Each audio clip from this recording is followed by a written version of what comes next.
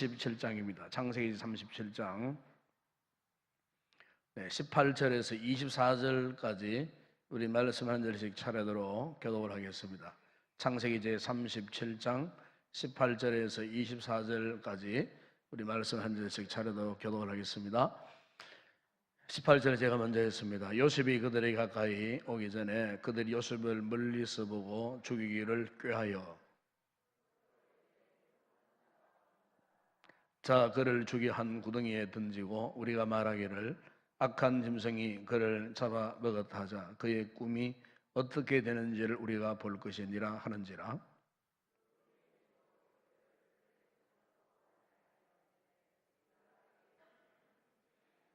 르우벤이 또 그들에게 이르되 피를 흘리지 말라 그를 광야 그 구덩이에 던지고 손을 그에게 대지 말라 하니 이는 그가 요셉을 그들의 손에서 구출하여 그의 아버지에게로 돌려보내려 함이었더라.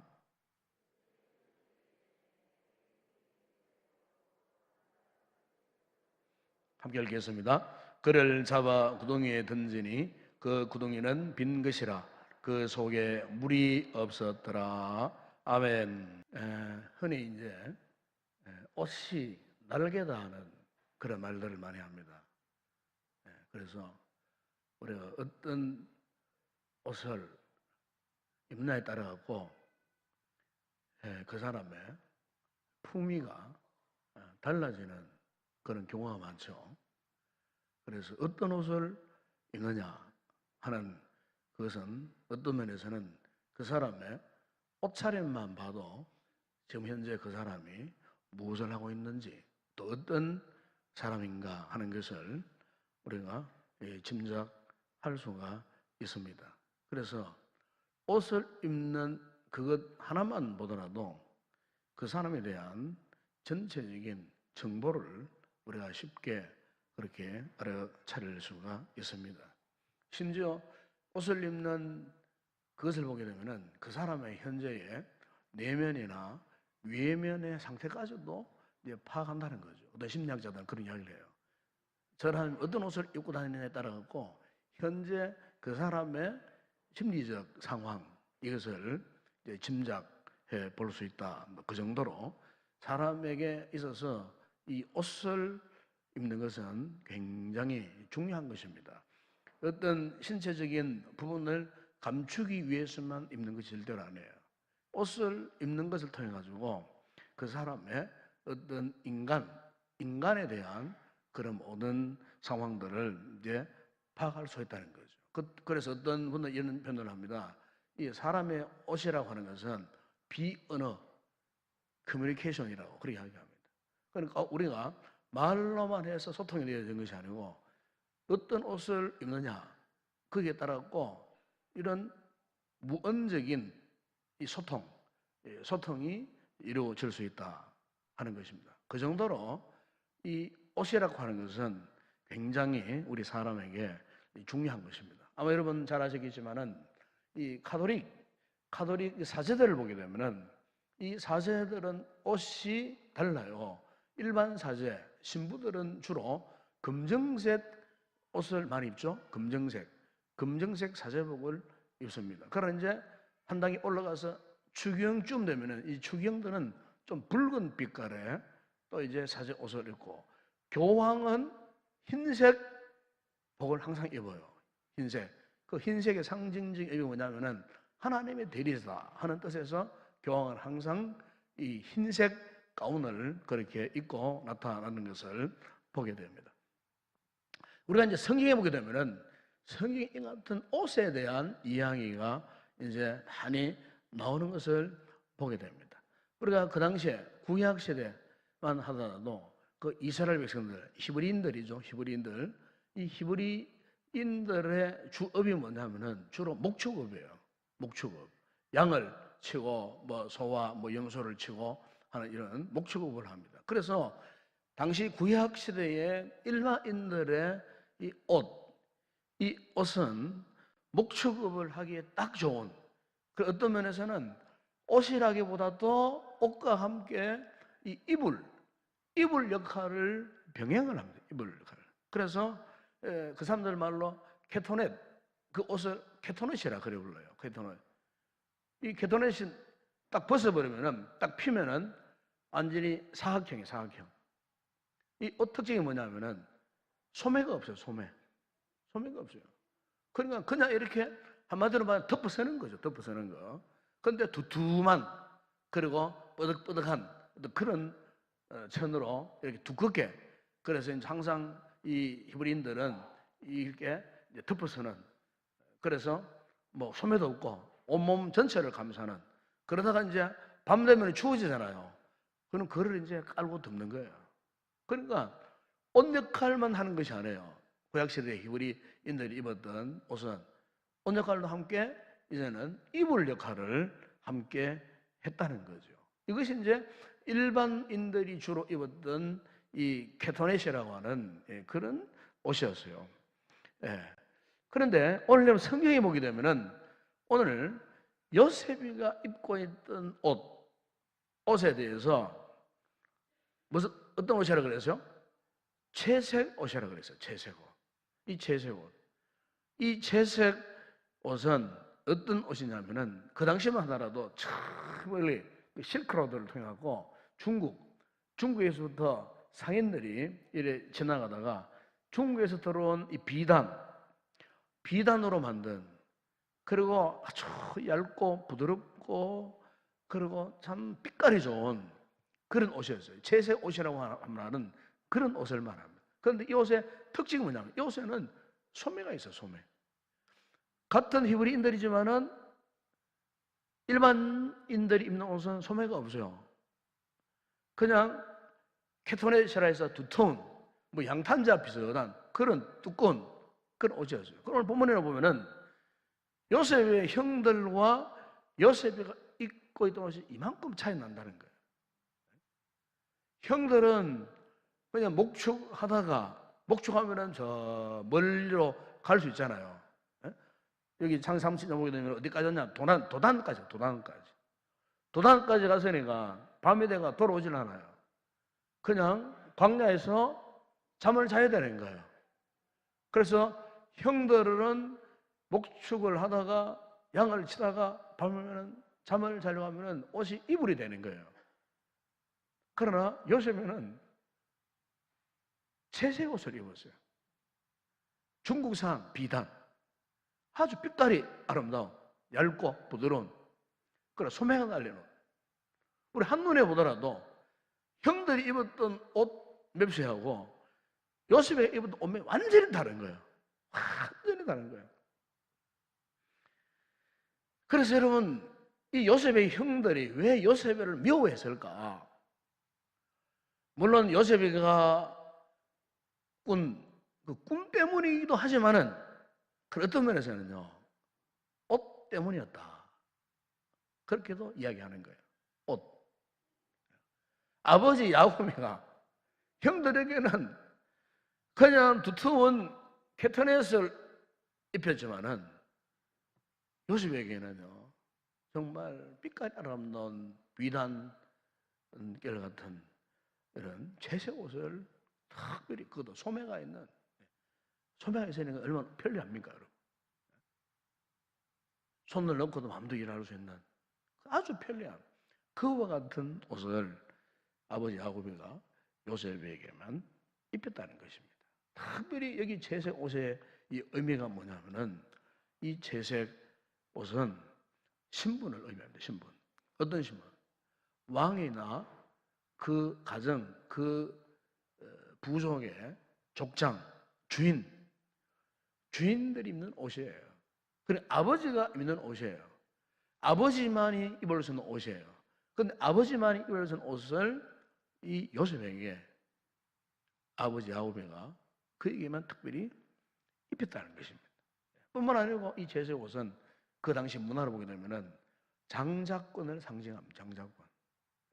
형들이 게라스 같은 형들이 절비한데 하필이면은 거의 말제 베냐민 바로 위에 거의 말제 아니에요? 거의 그 말제 그 동생에게 아버지가 이미 무언적으로 장자권을 예시했다는 거예요. 물론 장자권 준 건 아니지만은 앞으로 아버지의 장자권을 아버지가 사랑하고 아버지가 아끼는 요셉에게 물려줄 것이라고 하는 그런 의도에서 이미 아버지가 그 형들이 보는 앞에서 채색 옷을 입혔다는 거예요. 이 한번 생각해 보세요. 형제도 이렇게 많은데 12아들 가운데 한 아들에게 아버지가 특별히 사랑을 부어줘가지고 특별히 구별을 짓는다고 했을 때 나머지 11 형제들이 그냥 가만히 있겠어요? 네? 가만히 있겠어요? 아마 여러분들 형제 많은 가정 태어나신 분들 아실 거예요. 네? 어느 한 형제가 뭐 공부 잘하고 잘생겼고 뭐 아빠가 엄마가 조금만 칭찬해 보세요. 그러면 나머지 형제 자매들은요 막 시기 질투하고 막 꼬라지 보기 싫어하고 막 비꼬고 막 그런 경우 많아요. 형제가 아닌데도 그래요. 그러니까 12아들 가운데 하나 하필이면은 이 아버지 야곱이가 요셉에게만 이렇게 참 편애하듯이 옷도 완전히 구별된 옷을 입혔다고 했을 때에 그 나머지 형제들의 그 마음의 심리 상태가 어떠하겠어요? 그래서 오늘 본문에 보게 되면은 형들이 그동안 잠재되어 있었던 분노가 표출된 거예요. 분노가. 특별히 저 멀리서 보니까 아버지 신분을 하기 위해서 요셉이가 나타나세요. 요셉이가. 그런데 채색 옷을 입어가지고 멀리서 봐도 단번 요셉이는 알아차렸어요. 그러니까 형들이 자기들은 뭐 걸레쪽 같은 옷을 입고 밤잠 설치면서 양을 치고 있었는데 이제 한낮에 말이지 동생 요셉이가 화찬한 옷을 딱 입고 딱 나타나니까 완전히 그냥 마음이 막 분노로 끌어오르는 거예요. 그렇게 해서 요셉이를 이제 죽이자, 없애버리자.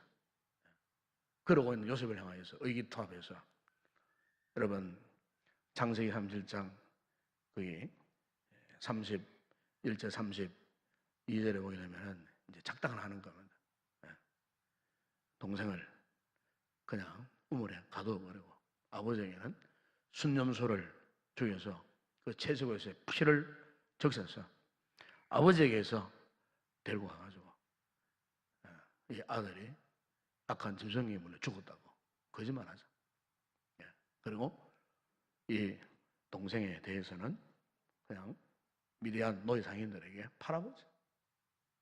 결국 그 형제들이 의기투합해가지고요.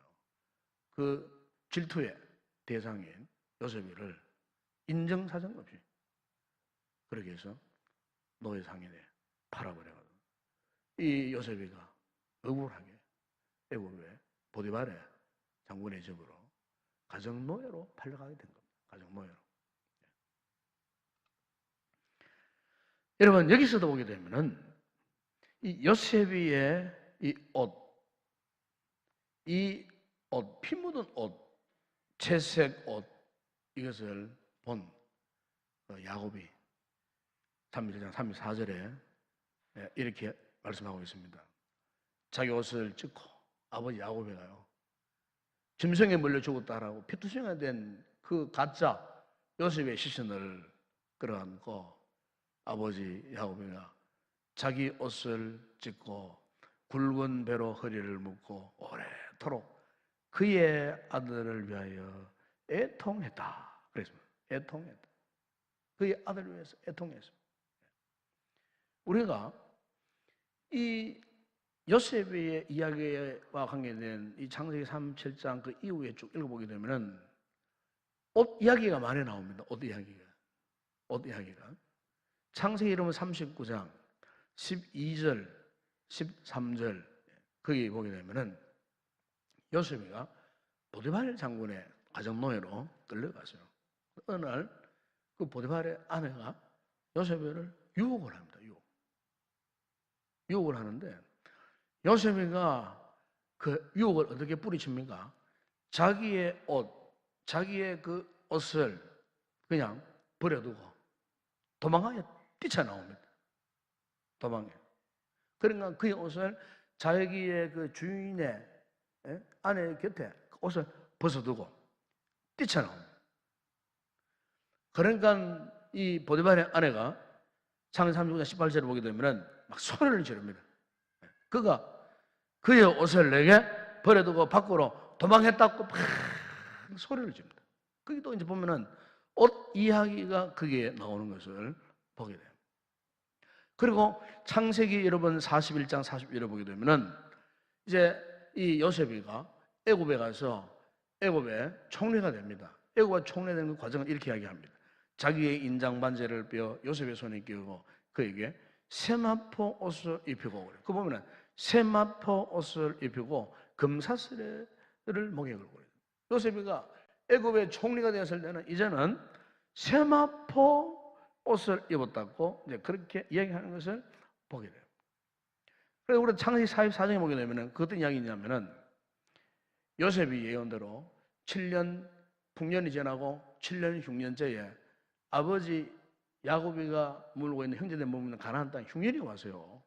그래서 흉년을 통해 갖고 양식을 공급받기 위해서 아직 요셉이가 애굽의 총리가 된 줄도 모르고 애굽에 요셉이 창고를 걸어가지고 흉년을 만난 그 모든 민족들에게 곡식을 나누어 줄 때에 그 형제들이 요셉의 곡식 창고까지 왔어요. 요셉이가 딱 보니까 자기 형제들이에요. 그래서 이제 그 형제들에게 곡식 양식을 자루에다 다 담아주고 그의 같은 배에서 출생되어진 그의 막내 동생 베냐민이 담당했던 그 곡식 자루에다가 자신의 청지기를 시키고 몰래 그 자루 안에다가 자신의 은잔을 거기 감춰 놓습니다. 은잔. 그리고는 길을 떠났을 때에 추격을 해요. 그래서 요셉의 은잔을 가진 자가 있다.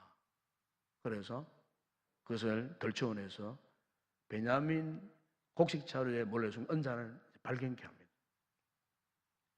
그것을 볼모로 해서 다른 형제들은 집으로 돌려보냈지만은 이 말째 동생 이 베냐민을 요셉이가 볼모로 잡아둡니다. 볼모로.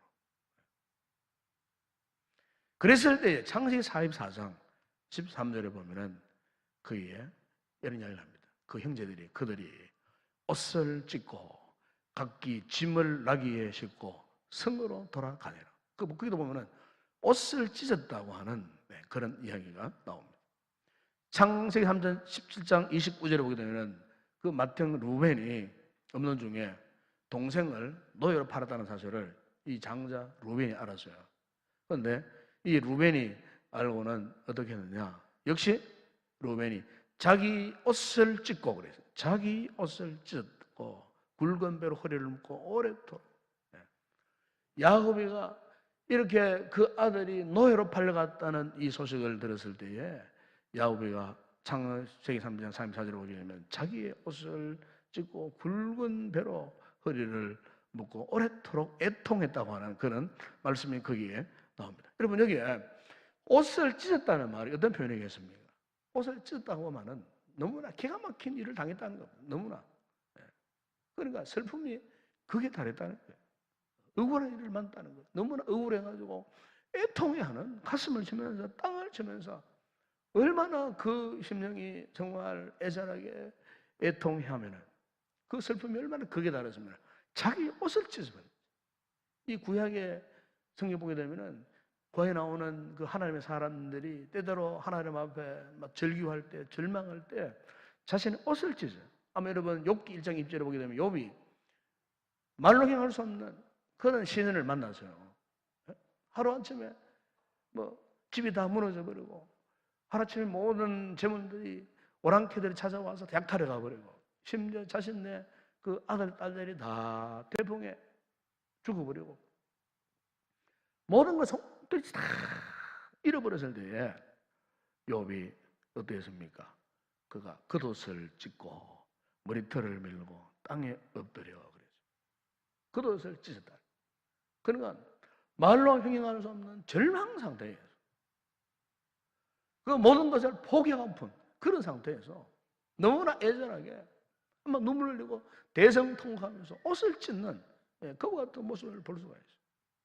또 여러분 우리가 이사야 31장 1절과 열왕기하 19장 1절을 보게 되면 히스기야 왕이 아수르 왕 랍사게가 쳐들어와서요. 그러면서 하나님을 무시하는 아주 방자한 폭언을 행합니다. 그랬을 때에 히스기야가 어떠했습니까? 그 랍사게의 그 협박문을 앞에 놓고 하나님을 향하여서 옷을 찢고 굵은 베옷을 입고 여호와의 전으로 갔다고 그렇게 성경은 기록하는 것을 볼 수가 있습니다. 그러나 여기에 옷을 찢었다 하는 것은 당면한 절망적인 상황 가운데에 어쩔 수 없는 그런 애절한 상태, 너무나 기가 막힌 상태, 그것을 표현하면서 슬퍼하고 애통하고 절망해하는 그와 같은 모습을 성경이 표현하는 것입니다. 그래서 그 옷을 찢었다 이렇게 이제 표현을 하는 것입니다. 그래도 오늘 우리가 이 본문에 나오는 요셉의 인생을 이렇게 보게 되면은 요셉이가 보십시오. 형들에게 미움받아가지고 억울한 죄를 뒤집어서 오는 어떠했습니까? 노예상경으로 팔려갔어요. 보디발 장원 아내의 관계 속에서 자신은 깨끗했지만은 누명을 뒤집어서 감옥살이 했어요. 온갖 수모를 당했어요. 온갖 고통 속에 있었어요. 그런데 그와 같은 억울한 일, 답답한 일, 정말 고통스러운 절망적인 그런 상황을 만났었음에도 불구하고 우리가 이 창세기를 읽어보게 되면은 요셉이는 단 한 번도 자신의 옷을 찢었다고 하는 이야기가 나옵니다. 자기 옷을 찢은 적이 없어요. 참으로 슬프고 참으로 절망적인 그런 상태에 놓여 있었음에도 불구하고 요셉이가 한 번도 자기 옷을 찢어본 적이 없어요. 여러분, 그 이유가 뭘까요? 그 이유가 요셉이가 그렇게 했던 이유가 뭘까요? 바로 그것은 요셉이는 자신의 이 감정을 잘 통제하는 사람이었다는 것입니다. 자신의 감정. 여러분 오늘 우리의 신앙생활에서 참 중요한 게 하나 있어요.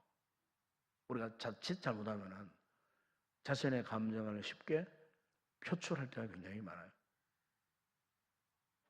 자신의 감정을 우리가 잘 다스린다 하는 것은 정말 중요한 거예요. 요셉이가 바로 그런 인물이었어요. 자기 감정을 잘 다스렸어요. 여러분, 신앙생활에 성공과 실패의 관건은 뭐냐면은 이렇게 자기 마음을 다스려가는 거예요. 자기 마음. 자기 마음을 다스리지 못해서 실패하는 경우 얼마나 많은지 몰라요. 자기 마음을 제대로 다스리지 못해서 후회막금한 일을 만날 때가 얼마나 많은지 몰라요. 그래서 여러분 잠언 16장 32절에 보게 되면 그 이런 말씀이었어요. 노하기를 더디하는 자는 용서받아 나고 자기의 마음을 다스리는 자는 성을 빼앗는 자보다 나으니라. 자기 욕은 자기 감정에 휘말려서 말하고 자기 감정에 휘말려서 행동하는, 그래서 자기 감정을 쉽게 조절하지 못하고 통제불능의 상태. 그래 신앙생활해도 때때로 그럴 경우가 없지 않지 않습니까, 여러분? 자기 마음을 다스리지 못해. 이런 베드로가 사실 실수 많이 하잖아요. 베드로는 사실 아주 성질이 굉장히 급한 사람이에요. 게세마네에서 예수님을 잡으러 오려고 몽철을 넣으려고 하는 그 로마 군병들을 향해서 어떻게 했습니까? 칼을 뽑아가지고 그냥 말고 길을 막 잘라버려. 그 예수님이 그런 와중에서도 베드로를 책망했잖아요. 칼을 쓰는 자는 칼로 망한다고. 이 베드로는 굉장히 이 다혈질의 그런 사람이었어요. 욥이 어려움을 당했을 때에 욥의 평생 동반자 그 아내가 어떠했습니까? 하나님을 욕하고 죽으라. 신앙적으로 실은 고난을 이겨내려고 절망상을 이겨내려고 이를 걸고 하나님 앞에 겉옷을 찢고 막 이렇게 인내하는 욥을 향하여서 우리 욥의 아내는요, 하나님 욕하고 죽으라고. 여러분 사울왕 잘 알지 않습니까? 사울왕이 다윗과 세기 질투해하고 어떠했습니까? 그 마음을 다스리지를 못했어요. 결국 그 마음이 악한 영이 지배를 했다고 성경이 말씀합니다. 자신의 마음을 성령님이 그 마음을 다스리지 않으시니까 성령님의 통제권에서 벗어나 버리니까 이제 악한 영이 시시때때로 그 사울의 그 마음을 지배했어요. 악한 영이 지배를 받았어요. 그래서 경건의 사람, 믿음의 사람 다윗을 어떻게 죽이려고 3,000명의 군사를 데리고 추적하기도 하고, 네? 결국 마지막에 자신의 성을 이루지 못하고 마지막 인생 결론은 비참한 죽음을 초래했던 그와 같은 사울의 모습을 우리가 볼 수가 있어요. 여러분, 오늘 우리가 믿음 생활에서 때로는 여러 가지 많은 것들에 대한 이 통제가 중요합니다만 그 가운데서도 정말 중요한 것은 우리의 마음을 이렇게 잘 다스려가는 겁니다. 대개 이제 우리 한국 사람들이 그렇다고 하잖아요. 급하잖아요. 그죠? 급해요. 그래서 뭐 여행이나 이렇게 가보면은 그죠? 막 후닥닥 뛰어다니는 사람은 한국 사람밖에 없어요. 빨리빨리 차를 타는 것도 빨리빨리 타락하고 막 몰려다니고 빨리빨리 타고. 중국 사람들은 또 시끄러운데 한국 사람들은 굉장히 이제 분주복잡합니다. 보면은 막 그냥 막 뛰어다니고 빨리 타라 그러고 그런 이야기 있잖아요. 예? 외국 사람들은 이 자판기에 커피를 이렇게 먹을 때 다 그걸 다 기다리는 거예요. 그럼 한국 사람들은 미리 뭐 넣자마자 손을 집어넣어서 컵을 나오는 컵을 잡고 있어요. 그래서 손도 떼고 막 그러잖아요. 예? 외국 사람들은 사탕을 먹더라도 쫄쫄 빨아먹는데 우리는 좀 빨다가 그냥 바스락 터져가지고 먹어버리죠. 금방. 예? 아이스크림 먹더라도 외국 사람은 혀를 핥아 먹어요. 우리는 그냥 막 핥아 먹는 거 씹어가지고 그냥 아이스크림을 먹는 그런 거예요. 영화를 보러 가게 되면은 외국 사람들은요, 영화를 다 보고 마지막 엔딩 화면을 다 봐요. 앉아가지고. 자막이 쫙 글자가 나오고, 누가 만들었다 나오고, 그러면 다 마지막, 사실 그 영화의 마지막 묘미가요, 이래요. 그 마지막 OST 음악이 주제곡이잖아요. 그 주제곡을 다 듣고 있으면요, 그가 봤던 영화 그 내용 한 편을 정리하는 시간이에요. 정리하고 우리로 말하면은 그 영화를 본 것을 한번 다시 묵상하고 감상하고 감동받은 거 생각하고 그걸 위해 서 마지막 주제곡을 쫙 틀어주면서 그 했던 뭐 화면 그림을 보여주잖아요. 그런데 우리나라 사람들은요, 딱 끝나잖아. 그러면 다 일어나 보면 다 나가버려.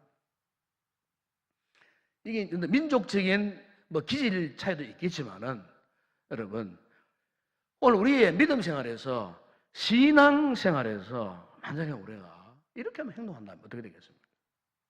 우리는 절대로 승리의 삶을 살 수 없어요. 우리 마음을 통제하지 못하는데 아무리 우리 이 자리에 나와서 주여 주여 기도하다가도 집에 돌아가면 자기 마음을 통제하지 못해요. 자기 마음을 다스리지 못해요. 자기 감정을 다스리지 못해요. 그래서 우리가 믿음 생활에서 실패할 때가 얼마나 많이 있는지 몰라요. 오늘 성경에 여러 군데 나오는 옷을 찢었다는 말이 나쁜 표현은 아닙니다. 경건에서 하나님 앞에 자신의 나약함, 자신의 부정함, 애통해 하는 표현은 옷을 찢는 거지만은 옷을 찢는 것 자체는 나쁜 건 아니에요. 그러나 요셉이와 비교해 볼 때 요셉이가 그토록 힘들고 어려운 절망적인 상황을 만났음에도 불구하고 그는 한 번도 억울하고 애통하여서 자신의 옷을 찢어본 적이 없다는 거예요. 자신의 옷을. 억울한 옥살이를 살았으면서도 자신의 옷을 찢어본 적이 없다는 거예요. 여러분, 이것은 무엇을 의미하겠습니까? 그 요셉의 그 신앙 인격을 이야기하는 겁니다. 신앙 인격. 이 신앙 인격은 결국 뭡니까? 자기의 마음을 잘 다스리고 자기의 마음을 잘 통제하는 거예요. 자기 마음을 다스리지 못하면은 우리의 신앙 인격 어디에서 찾을 수 있겠어요? 우리 예수 믿는 그리스도인다운 면모가 어디에서 나타날 수 있겠어요? 자신의 마음이 안 믿는 저 불신자하고 은혜가 없는 저 세상 사람들 똑같은데 여기 나와서 잠시 주여 주여 한다고 우리가 정말 하나님 앞에 인정받는 그런 믿음 삶을 사는 사람인가? 그게 아니라는 거예요. 우리가 사회생활이나 직장생활이나 가정의 자녀를 키울 때나 또 부부관계나 가족 간의 관계나 정말 중요한 것이에요. 자식의 마음을 요셉이처럼 이렇게 잘 통제해가는 이런 참 믿음의 묵직한 이런 상태, 이런 게 필요하다는 거죠. 특별히 요셉이가 왜 옷을 잊지 않았게 했어요? 중요한 이유가 있어요. 그는 하나님만 바라본 거예요. 하나님만 의지한 거예요. 미디안 노예상에 노예를 끌어갈 때도 보리발에 그 장군 집에 가정총무로 있으면서도 또 억울한 죄를 뒤집어쓰고 옥중생활 하면서도 그가 포기하지 않았던 것은 하나님만 바라본 거예요. 하나님을 바라볼 때 요즘에는 자신의 마음을 다스리고 통제하고 하나님의 때를 기다리는 그야말로 묵직한 그 믿음의 삶을, 흔들림 없는 믿음의 삶을 그가 살아갈 수가 있었다는 것입니다. 여러분, 오늘 우리의 신앙생활에도 이 같은 자세가 필요한 줄로 믿습니다. 우리에게는 지금 여러 가지 절망적인 상황도 많이 있고 내 힘으로 감당할 수 없는 참 힘들고 어려운 상황들을 만날 때가 있어요.